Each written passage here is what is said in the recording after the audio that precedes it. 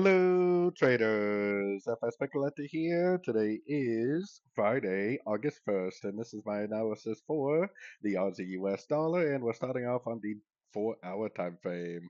So we have non-farm payroll coming out today shortly. Definitely a pretty big news event. For me, I am definitely only looking for shorts right now unless we get a significant break of structure to the upside at a Fibonacci level. Right now, this is my significant break of structure. Even if it goes up and breaks this little minor structure right here, that doesn't tell me trend reversal. That could just be another pullback within a downtrend.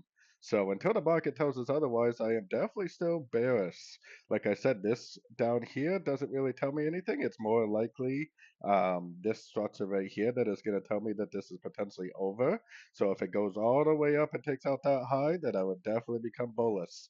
Even if it does pop up and make a lower high, we would have to look at this move up as likely just a pullback within a downtrend. So unless we get that significant break of structure at the news today, I am definitely going to stay bearish.